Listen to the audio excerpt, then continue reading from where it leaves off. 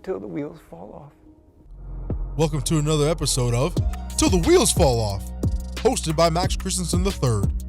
People of all colors and lifestyles tell us about the triumphs and failures of their lives and the one thing outside of family that they will ride with and roll with until the wheels fall off. Ladies and gentlemen, boys and girls, welcome to another edition of Till the Wheels Fall Off, hosted by yours truly, Max Christensen III. And today I have a very special guest that we can all learn from when it comes to his stories, the trials, and the tribulations that he's gone through in life. Brady Pulsipher. My brother, how you doing tonight, my man? What's up, man? How you doing? I'm doing well. I'm doing good. Thank you for coming on with us. Thank you. Nah, man, we appreciate your time. We know it's valuable. Right. So, Brady, first, let the audience get to know you a little bit, right? Tell us a little bit about yourself, where you're from, how old you are, what you did growing up, things like that, and just kind of dive into who you are as a human being. So let's start with where are you from? From Moapa, originally, Moapa, Nevada, right out of Vegas. Okay. So grew up there for most of my life, went to school. Mm-hmm. And then I dropped out of school and came up here for a little bit, then went to North Dakota, then Oregon, Texas, just moving around from job to job, dinking off, traveling with my buddy and seeing where life took us. Yeah. And now I'm here. I work in Nevada and drive back and forth and run equipment. That's basically what I've been doing most of my life. My dad has always owned an excavation company, so I kind of figured like I was safe out of school, you know what I mean? Like school was never important to me because I had what I was going to do pretty much laid out for me, you know? Yeah. But yeah, so just now I run equipment and getting my life to where I'm actually freaking trying to reach my goals, you know? Yeah. Like, I've always had goals that I've had my whole life, but I never really, aspired to reach them. You know what I mean? Yeah. Like, I never even thought I'd make it to 30. I really didn't. Like,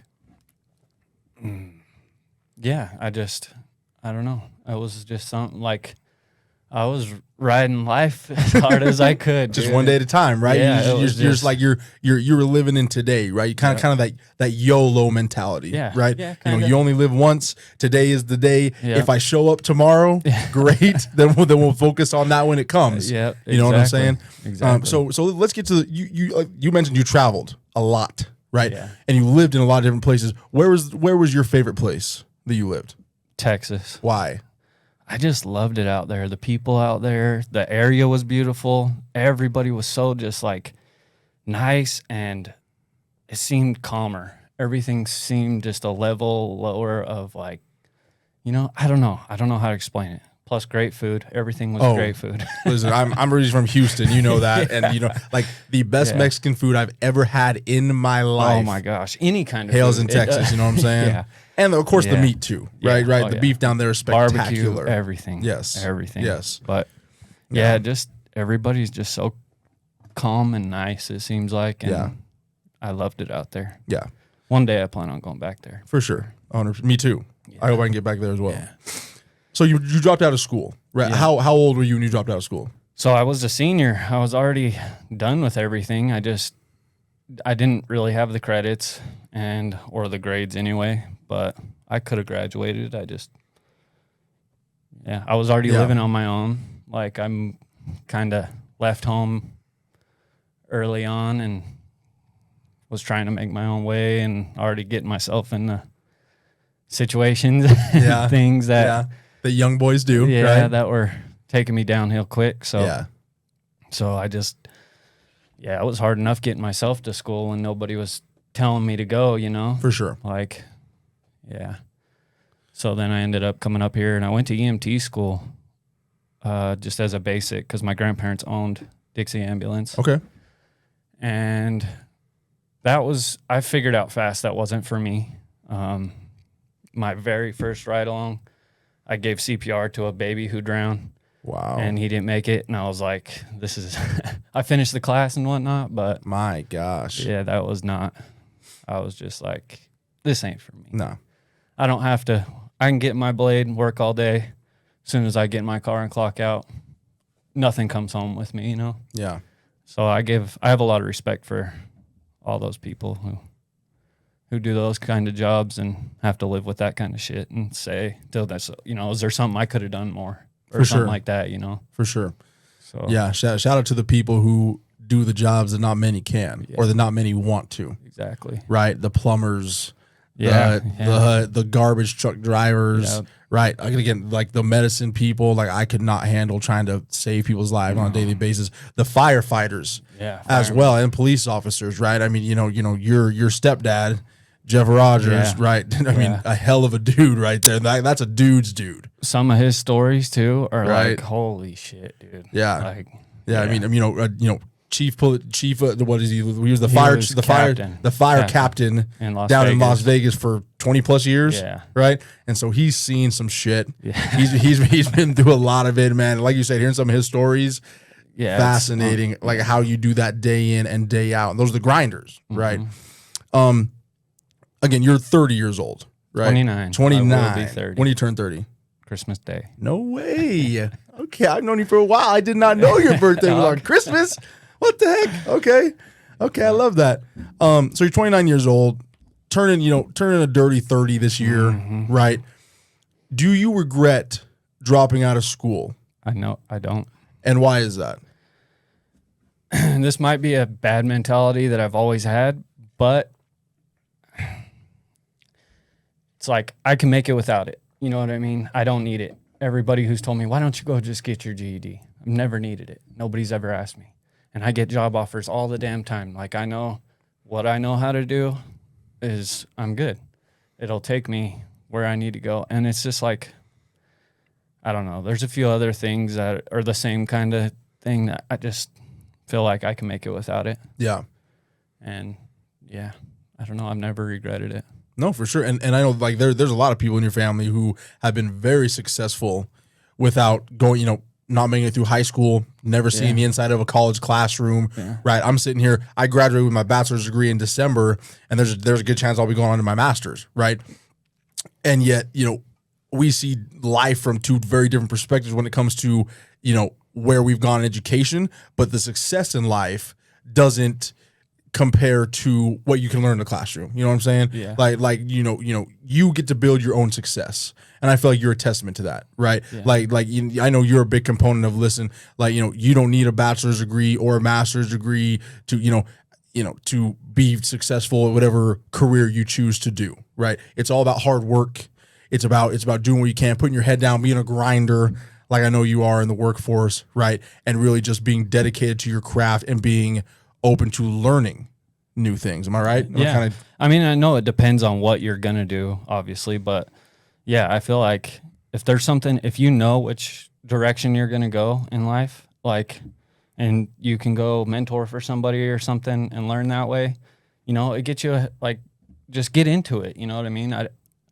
I feel like, some things, I feel like you'll go on to use your schooling, but I don't think a lot of people do. I think it's less than half that go to school and then get out and do something completely different with their life, So it's just, it's up to you and what you want to do, but. Exactly. And you can go to all the schooling you want and then never apply yourself out in the workforce, right? Yeah. I hope my dentist goes to school.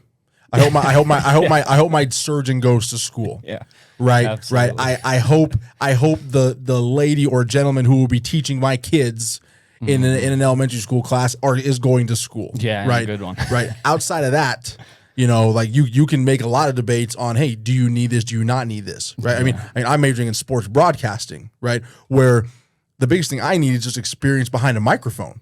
Right. I mean, it's great to be able to learn about the ins and outs and the intricacies of the equipment and things like that. But really, a lot of my schooling has been based off of, how long can I sit behind a microphone? How, just repetition, and then being able to build my brand, my personality, and be consistent with it. Right. And so really, a lot of people can look at me and say, hey, you didn't need to go to school, especially to get a master's degree. Right. But it's I've been able to learn different things as well. But I mean I know you've learned a whole bunch of life lessons, right? Never of hard knocks.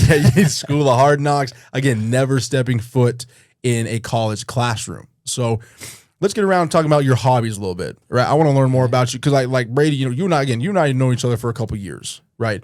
But we've never sat down and been like, "Hey, Brady, who are you?" Yeah, you know what I'm saying. Yeah. So I know you're a hunter, right? I know you're big into tattoos. I was gonna have you point me in the direction of a tattoo artist, I might do that at some point, but and you got some dogs and things like that. So talk to me a little bit about what is one hobby you specifically like. What's your number one go-to hobby or just activity outside of work? It's just being outside, man. I love to hunt, love to be in the hills, shed hunting. You can do that all year. You don't have to have a tag for it. You're not, so that's my favorite thing in the world is just being out in the mountains. Like whether it's just me and my dogs or I have a couple cousins that I go with quite a bit. And yeah, I could do that every day. Like it's just peaceful to me. It's my church, Yeah. Like it's where I get my, all right, we're good. Let's hit the world again and see what we can do. It's like my 0 out time and come back and try again, Yeah. Yeah. No, I know. And my father's the same way. When he's come, he's like, he's a religious guy. He goes to church almost every Sunday, does all those things. But he's like, Max, like, I feel the spirit more in the mountains by myself or with a dog or on a horse, right, than I do sitting in the pews at church, right? We all are able to find that in different ways. And so I love how you brought that up because again, my father's the same way. And yeah, you and I are opposites in that standpoint. I'm not a big outdoor person, right? Like I'm not going to take the dogs and go shed hunting. Listen, we live here in sunny St. George with, mountains all around. Nationwide known national parks right here. Like I've hiked, I've been to Zion's one time. Okay. Wow. And I'm like, my extent of hiking is going up and down Dixie Rock. Okay, that's about it. You know what I'm saying? I've only been to Zion one time too. I'm not a national parks guy anywhere. I like my own trails, man. But I'll get you out there. I know you will. I know. So if I'm going to be outside, it's going to be on a pickleball court or or the football field. Or a football field. Maybe doing that once in a while. You know what I'm saying? Or every day for the past 15 years. Yeah. That's great. And what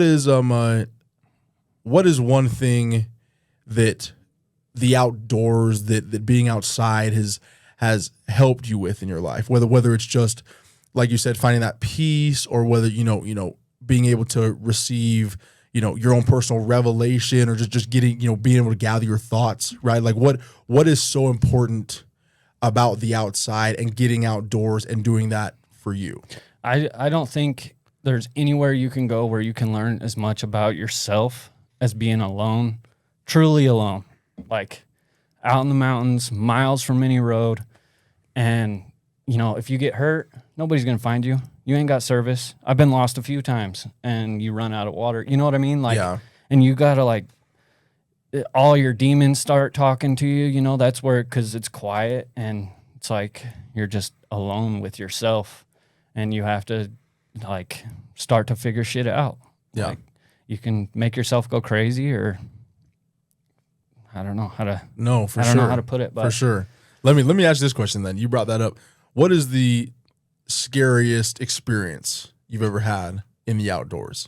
Just off the top of your head, just the one where you can make a little Netflix documentary or just like a little short film where you're like, hey, there was a point in this story where I didn't know if I was making it home. So right, yeah. Have you ever had any experiences or encounters like that when it comes to just whether it's getting lost in the dark, whether you make a wrong turn, you're not able to find your way back for a while, like what tell us one of those. And I've ran into some mountain lions hiking and stuff, and it's when you like I said, I've been lost a couple times, but the worst time I got lost, I had been walking for probably 4 or 5 hours, and it was just big, tall trees all around me. Yeah. And so I couldn't see in any direction. And usually I kind of plan a loop so that I circle back and end up on the road that I was on, And so got to where it was time to turn back. And I was like, all right, I need to circle back and head back. And I started walking and walked for 3 or 4 hours. And I'm like, dude, I should be at the road or the truck by now. Like, what's going on? And so I started to panic a little bit.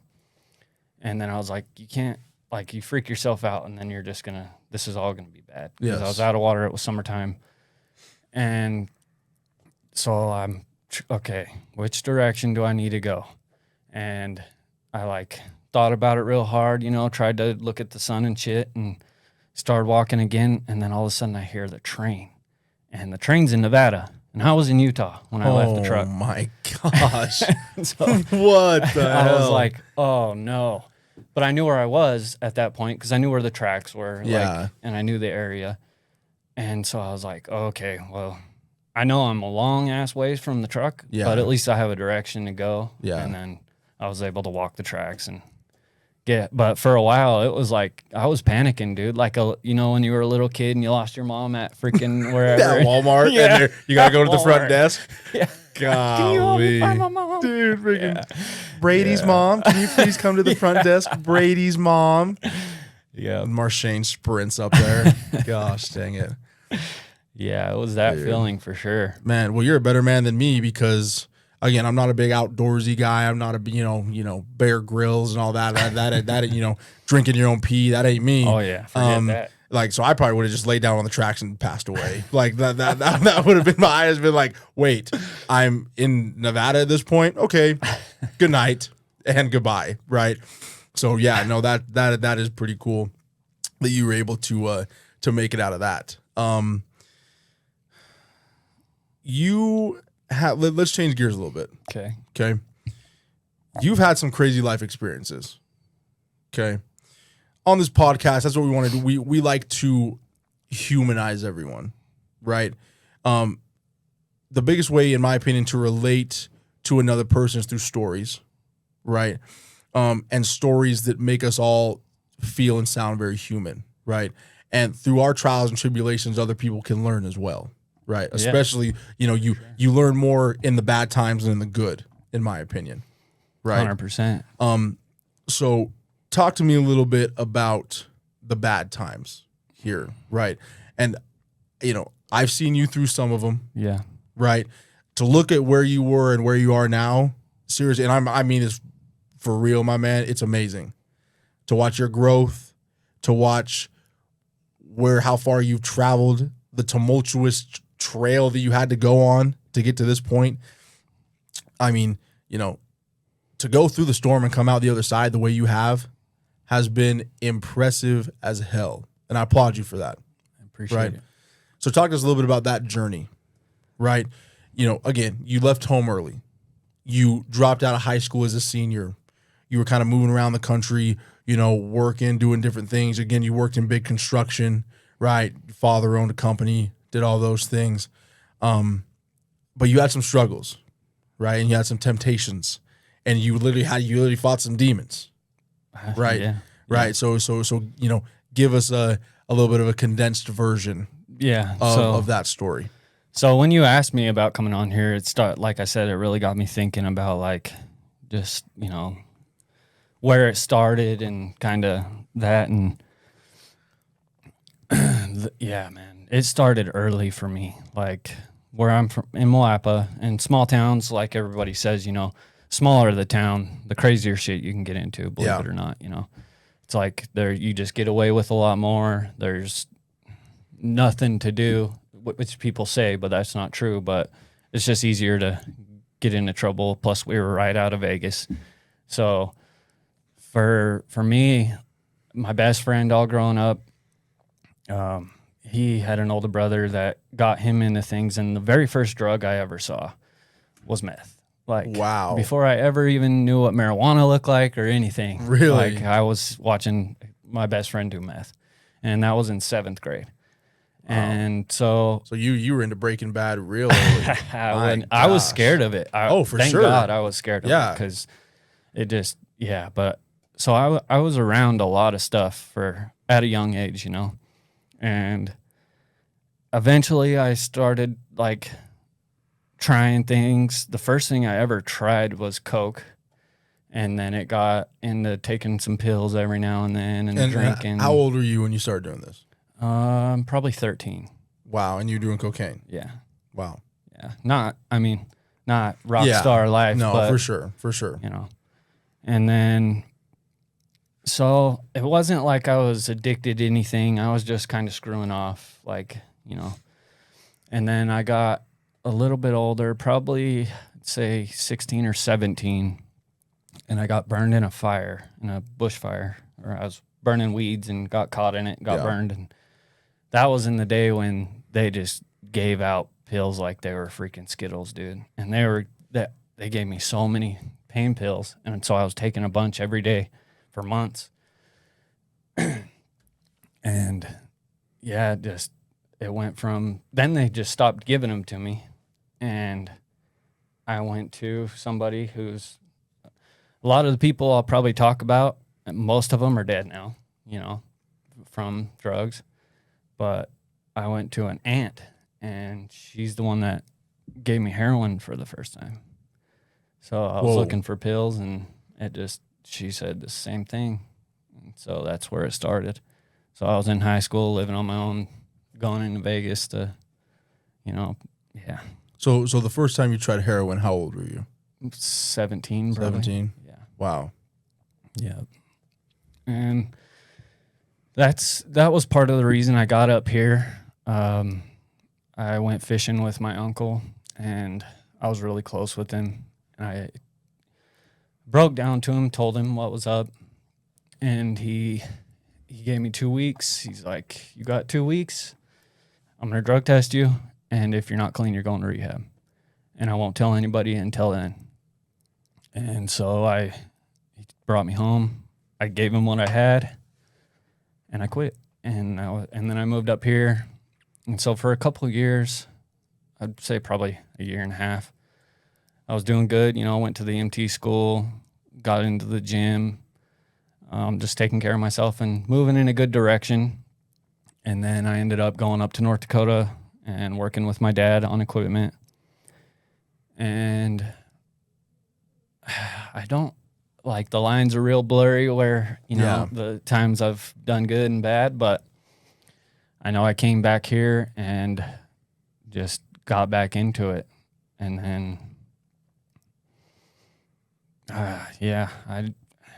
there was a couple more times and people who would come in and help me out, and I would get doing really good, and then I'd just self-sabotage, whether, it was a death or whatever it was. I would just use it as an excuse and dive right back into it, head first, and all that's before 22, 23, I'd been on and off quite a bit. And then I started drinking probably around 23, 24, a lot. Yeah. Just not your weekend drinker, every day. And how much do you think you would drink in one day, if you had to guess? On average, at least a bottle of rum or whiskey, and then a 12-pack of beer every day. Yeah, because I was drinking from the time I woke up. Okay. I'd go to work with a pint or half a pint, and then get another one at lunch, and just be drinking all day long. And I could still do my job. I got caught multiple times by bosses that were like, "Dude, what are you doing?" And I was smoking weed too, and I just didn't care. I'd keep my pipe in my pocket, but I was a good worker. I did my job, and so they wouldn't fire me, and I was lucky in that way, but probably unlucky because I got away with it for a long time. Yeah.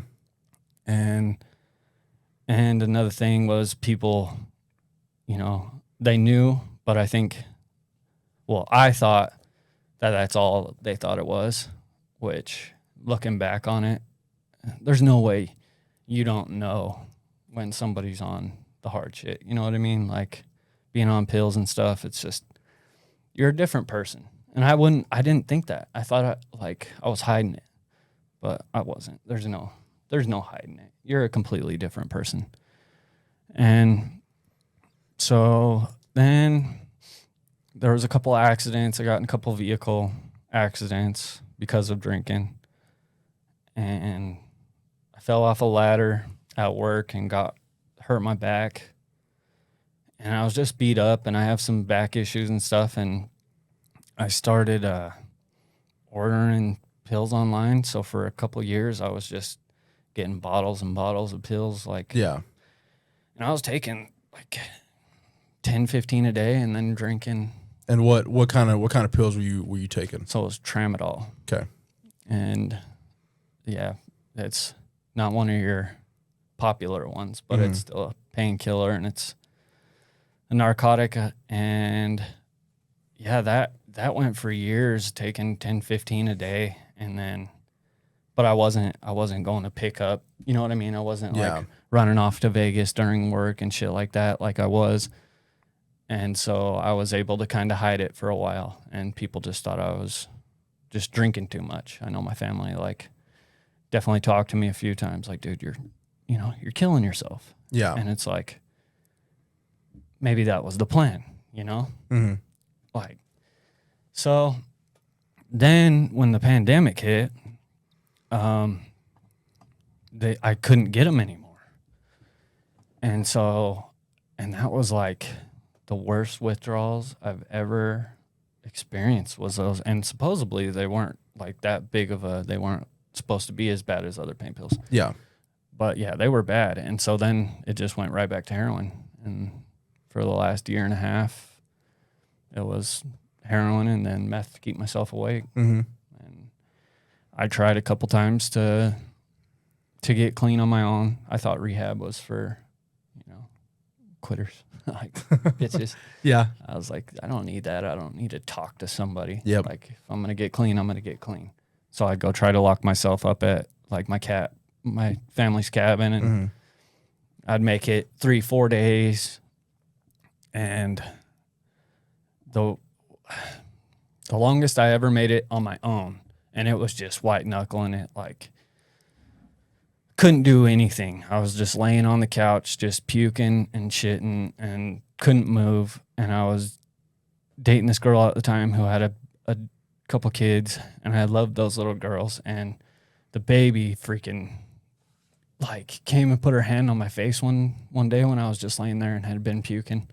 And I was just like, I cannot do this in front. You know what I mean? Yeah. So I had to, I left that and tried, but I wasn't giving it a sincere shot. It was more for people around me and whatnot. It wasn't something that I wanted all the way. And the last time I went up and tried to do it on my own was about 2 months before the situation we'll get into, and I just had this feeling when I got up there that this is your last shot. After this, it's out of your hands. And I made it 4 days and couldn't do it anymore. Came back, went right to Vegas. And 2 months later, it was, I was finger on the trigger, ready to give up. Yeah. And some things, won't get into all of that situation, but yeah, the people who found me were my little cousins who I spend a lot of time with in the hills. And both of their dads, one overdosed, one shot himself. When I seen them walking up the road to my trailer, it just killed me. I was like, what are you doing? And so came clean and told my family I got to get some help. And went to rehab,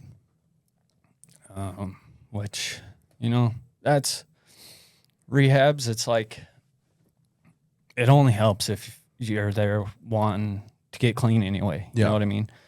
I think jail would have been the same thing. Like, I needed to just be locked away. For sure. There was a lot of people in there that were in there for the 15th, 16th time. Wow. You know, like, they were just used to it. Yeah. They were rehab professionals. Like, Yeah. knew what they needed to say.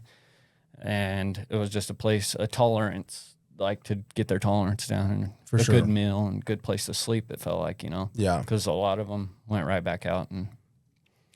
And for me, like, I've definitely had a lot of people to help me and good people around like you, and, you know, for real, like, I appreciate that. I love you, man. Seriously, I love you too, my man. I love visiting with you at the house and stuff. And it helps to see, like, you and Shad and everybody, and, like, talk to you and have good people around like that. 100%. So, yeah, I've been going strong it's been a year and a month now. It hasn't been that long. Yeah, My gosh. crazy. Because I remember the day you went in. I remember that. And when things were tough, and when the situation happened where we thought we lost you there for a sec, and then I remember the day you went in, and the day you came out, right? And that was two different Bradys. Like you walked in there, some dude, and came out this guy who is productive, who is big and strong and loving and caring, and one of the best uncles I've ever seen to your sister's got a couple kids and another one on the way here real soon.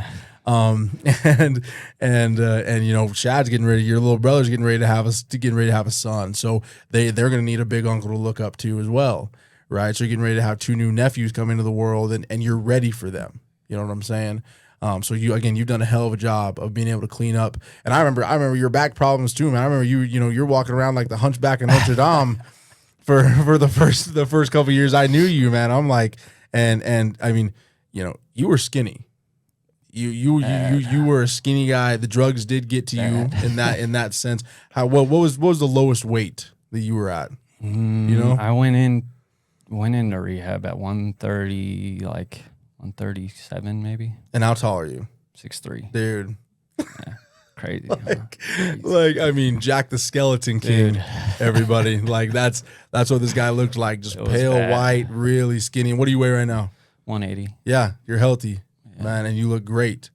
So what a turnaround story. What a comeback story. Let me ask you this question here. From the bad times, from the terrible times, from all the demons you had to fight, what do you feel like was your biggest lesson? What's the biggest lesson you learned from having to go through all of that hardship, all those failures, all those times where you said, this is my shot to get clean, and you couldn't do it on your own, right? So what was the biggest thing you learned? Well, I definitely learned a lot of things, but the biggest thing was when and I think I speak for pretty much most addicts, there's nothing that can stop you from when you need to get high, or want to get high. Nothing can get in my way. I'm getting it. I'm getting the money. I'm getting down there no matter what. And it's like being clean, I still have that mentality. I still have that in me. If I can put that towards anything else that's good, I could do whatever I want. I can accomplish whatever I want. You know what I mean? Because I can be unstoppable. It's just putting it into something good. Yeah. And I think that's the hard part for a lot of addicts is they have that in them. You hear the stories about what people do for freaking drugs, Yeah. And it's just if you could turn that and put that into something good, you're unstoppable. So I love that, man. That's literally a super villain to a superhero kind of story. Because you were able to realize, hey, I have something in me that when I put my mind to it, nobody can stop me when I make a decision. Right. Just being able to channel that in the right way. yeah. That's where things can be very productive, and where you can be doing what you're doing now, right?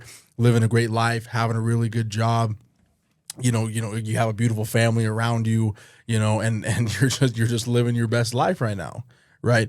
I mean, what kind of difference do you feel in your life from the day you stepped into rehab until now? Do you have just more happiness, more peace, more self-love? What do you feel like is the biggest emotional change that you've had from, again, all you went through, going to rehab and sitting here, over a year later, right? What's the biggest emotional switch that you feel?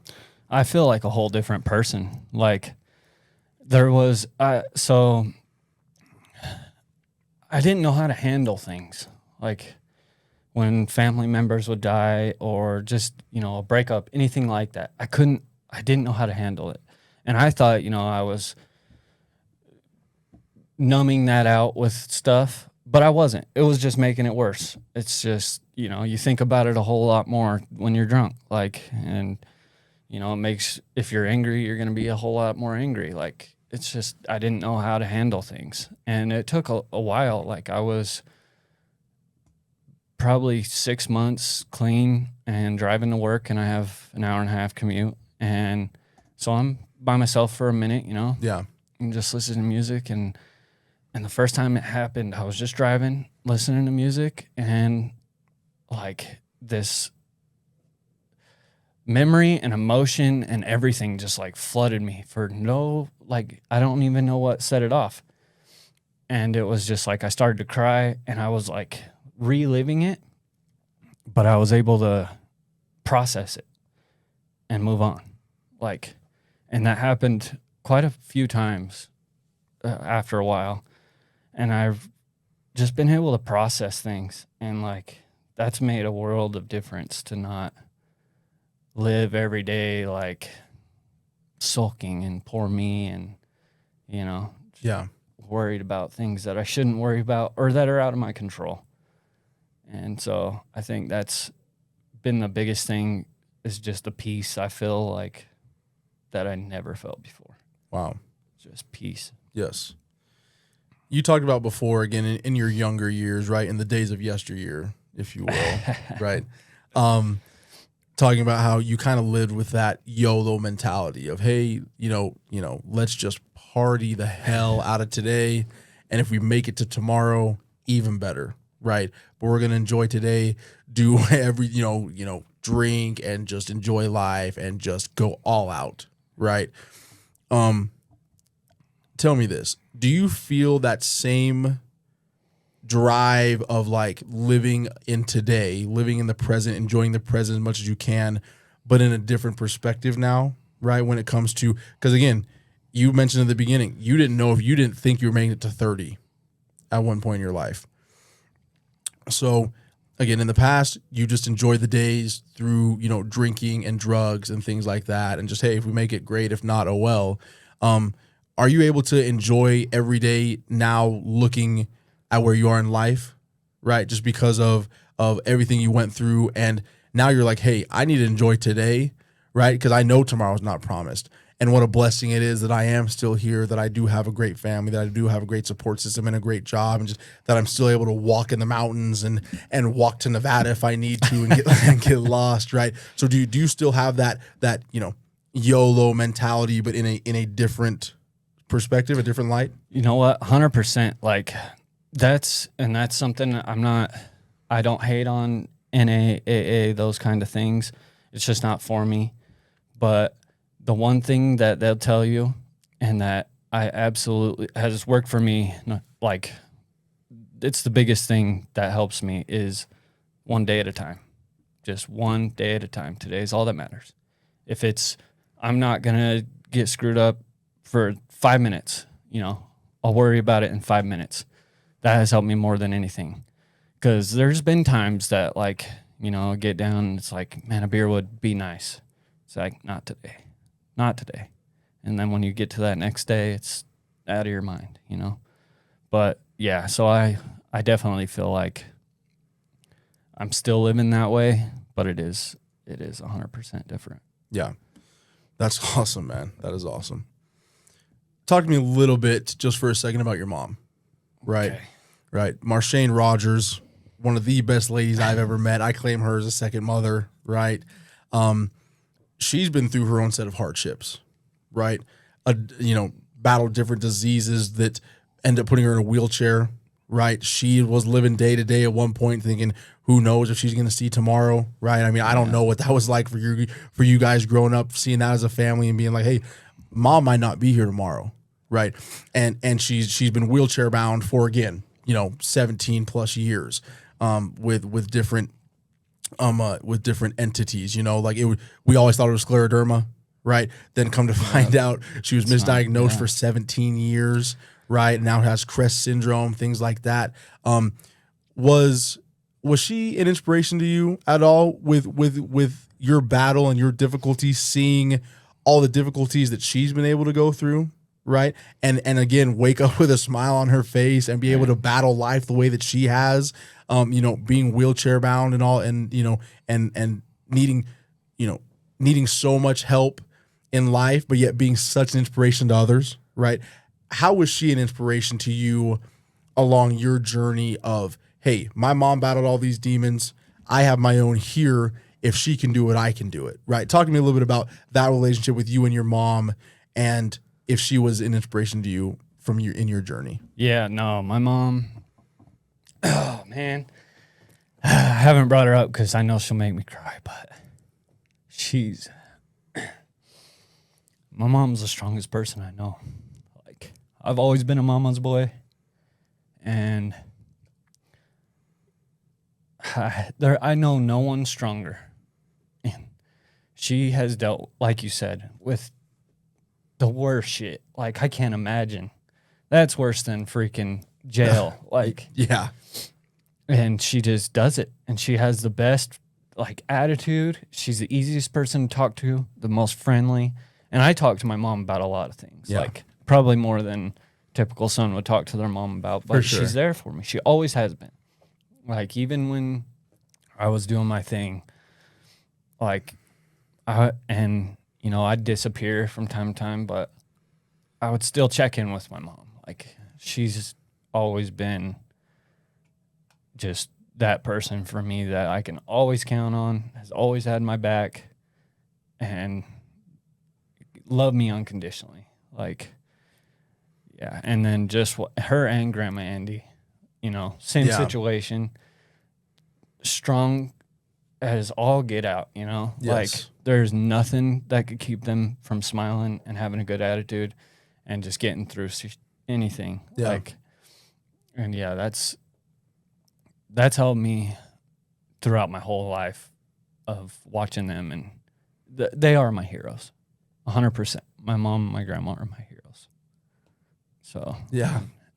Yeah, and again, knowing both of them personally, I mean, you want to talk about two strong women who have battled through anything you can possibly imagine with, because I mean, it's what I've been told. Again, I'm not a parent, I don't have kids, but that the worst suffering that parents do is watching their kids suffer, right? And watching their kids battle through trials and trying to just find a way out of the mud and things like that. And so to see them battle their own demons, and then again, Grandma Andy watching her daughter in your mom go through what she went through while battling her own demons, right? And your mom watching what you went through while battling her own demons. I mean, it's amazing to watch all you guys. All of you guys are an inspiration to me, right? I was able to somehow sneak in the back door to the family and you kind of get adopted in, but just being an outsider coming in, you guys are amazing. And all of your comeback stories and a lot of the stories aren't over yet. Yeah. I mean the fight still rages on. And so you guys are doing a hell of a job in being able to motivate others through the motivation that you guys carry within yourselves, right? To lighten the mood here a little bit, right? Let's talk about your age a little bit, right? You're going to see 30 in December. I'm going to see 25 in November, even though I look 40. Okay, you're 5 years older than me, but have 10 times the hair. But talk to me a little bit about dating, Dating. Right. Yes. You didn't think I was going to get into you with this, get in with this. We'll talk about it a little bit.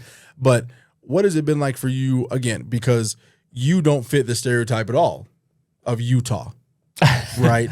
I mean, you have long hair, you have tattoos, right? You're 29, you're unmarried, you don't have kids, right? What is it like for you when it comes to the dating scene? Does one exist in the state of Utah for you? I know you're not in any big rush to get married, right? I mean, you have, two younger siblings who are married. Your sister has 2 kids, one on the way. Your brother has a kid coming here in October as well. Yeah. What is that like for you seeing your younger siblings get married, have kids, have a family, right? Again, you're a hell of an uncle, right? And I play the role of uncle. So I have 2 younger siblings as well. I have ironically, I have a brother and a sister who my brother has two kids. My sister has 1, right? And so I try and play I am the favorite uncle. Oh, in yeah. my You're family. the favorite uncle in my family. It's only because I look a little bit different than everybody else. So the kids are like, huh, this guy's a little more interesting. Right, one of these things is not like the other. Yeah, here, stand out a little exactly. bit. It's just one of those. It's not not because I do anything special. No, I don't know about that. You're Bubba's favorite, but I mean, no. So I guess just touch on that a little bit on, again, being older, having tattoos, not fitting the cookie cutter mold of what a Utah guy is supposed to be and supposed to look like. How do you navigate that world of dating and girls? And again, do you find it here in Utah for you, or do you is it down in Vegas? Is it I know you're trying to get back to Texas, right? so just That's where the money is, right? So just talk to me just for a quick sec about, because it's been a struggle for me, and I haven't, again, I'm hitting 25 here in November. Right. And I'm a college football player and I'm doing all these other things, but yet still, like, it's been tough for me to find my niche in the dating world here in Utah. So talk to me a little bit about that. Well, for first things first, I'm glad being the uncle. I'll stick to being the uncle. You know what I mean? I'm happy they can have all the kids they want and I'll just be the uncle. I love it. But, and like my advice to you, just don't be in any rush, man. Yeah. Don't be in any kind of rush to get into anything, because when you get into a rush, you just get yourself into a sticky situation that ain't freaking gonna turn out good most of the time. But for me, it's like right, I'm a cowboy that wears skinny jeans, for hell's sake. Yeah. Like it's I'm a little bit different. Yeah. And around here, I mean, I've had some long relationships the past few years, and some where I knew pretty quickly that it shouldn't be, and stuck around for way too long. And the last one I was in, which wasn't very long ago, she is actually from California, and she, talk about ride or die, like that girl was a ride or die, and we're still friends. I still love her and her family. It just wasn't the right time, Yeah. So right now I'm not trying to be in any kind of, I'm working on myself. Like I'm just learning how to love myself. 100%. So, I mean, you just shared that whole saga with us. And I mean, it's gotta be hard to wake up and look in the mirror, right? As a meth addict or doing any sort of drugs, right? Yeah. I mean, so it's gotta be hard to love yourself. So for sure, you're barely, I mean, you're in the infant stages. Yeah, of that. 100%. Yeah, it was hard I couldn't look in the mirror because I knew I wasn't doing what I should be, and what I know my potential for the most part. Yeah. And I know that I was just flushing it down the toilet. And so, yeah. Sorry, I got freaking sidetracked. No, you're good. You're good. Anyway. Hell, Maxie, what was the freaking question? just about the dating pool for you here in the state of Utah. Yeah. Right. Yeah. Oh, yeah. Yeah. So, yeah, right now, I'm just 100% working on myself. If something happens. Like, I have friends, and I'm not in any hurry to to be in any kind of relationship. I'm just working on me, Yeah. figuring out how to love me. For sure. You know, so For sure. And how you love to be loved. That's another important aspect as well. Yeah. Right. And doing it without having to lie about everything. And that was the other thing, you know, with the relationships I was in. It's always, you know, lying about where I'm going and what I'm doing and who I'm with and sneaking around and trying to make it, it's not that bad, you know? Yeah. And that, like the last relationship I was in, I was able to talk to her about everything. Yeah. And it was good because I didn't have to lie and stuff, but it's still, she didn't want to watch me die. That's what she told me before I, you know, like a couple weeks before all that ended up happening and I got clean. I walked in the room one night and she was crying and she was like, I can't watch you kill yourself. And I was like, I'm not, you know, but I was. Yeah. And so, yeah, like I said, it's just figuring out how to be the best me, and then I can offer that to somebody. Yeah. You know, give somebody the very best me. Exactly. What they would deserve. Yeah. I feel like. So 100%. I love it. I love it. All right, my man. You didn't think it'd be this easy, did you? Right. I was nervous. I know you were a little nervous. Like we're at, you know, a little over 50 minutes right now. Dang. So I mean, see, like I said, you start talking to that mic, you start sharing those stories. It just comes naturally. You know what I'm saying? Well, that's anytime I've visited with you at home, it seems like we just kind of start visiting, and then it's an hour and a half later, and we're sitting there bullshitting about whatever. That's how it goes, man. That's how it goes. Yeah. So before I let you go, I gotta ask you the question. Right. This is Till the Wheels Fall Off podcast. Each and every guest gets asked the exact same question at the end of every episode. Right. So Brady, for you, what is one thing outside of family? Right. Because I feel like if I didn't exclude that, family would be everybody's answer. Oh, yeah. Right. What is one thing outside of family that you feel like you can ride with or roll with until the wheels fall off? Right. That's something that motivates you to live a productive lifestyle after what you've been through, something, you know, a reason that you get out of bed every morning, right? So just one thing, the biggest thing you can think of for you that you will ride with till the wheels fall off. So when you asked me that initially, it got me like, it was hard I was like, man, I want to give a good answer, but for me, it's never giving up on myself again. Like, no matter what happens to me, no matter what I go through, I will never give up on myself in my life again. I will never quit on myself, you know? And it's just, I've been a ride or die for plenty of people. Like, it's my turn. So.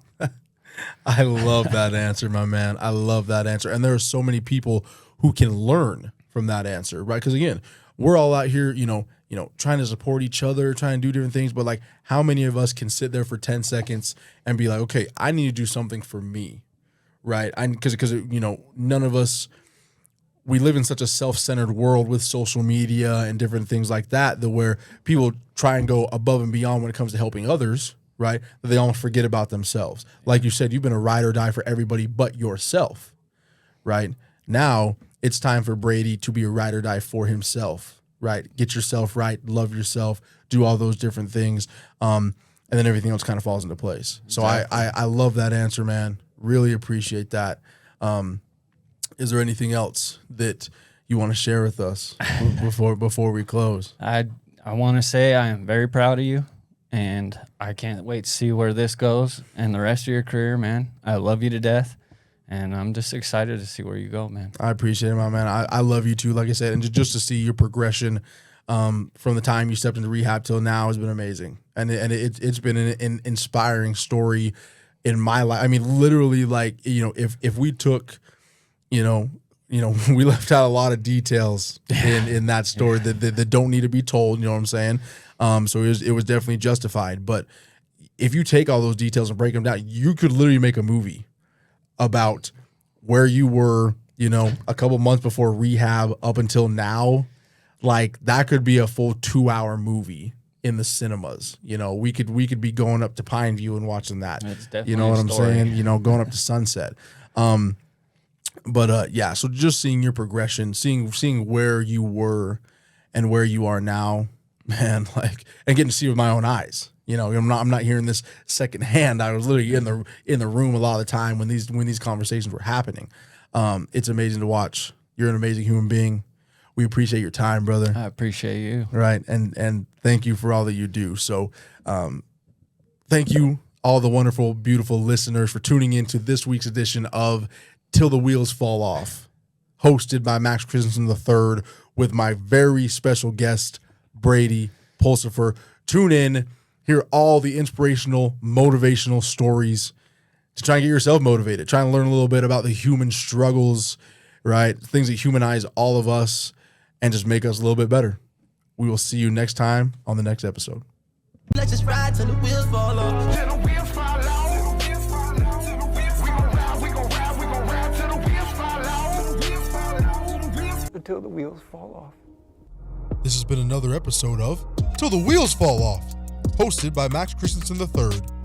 Join us next time to hear more stories of life and passion, along with words of wisdom we can all learn from.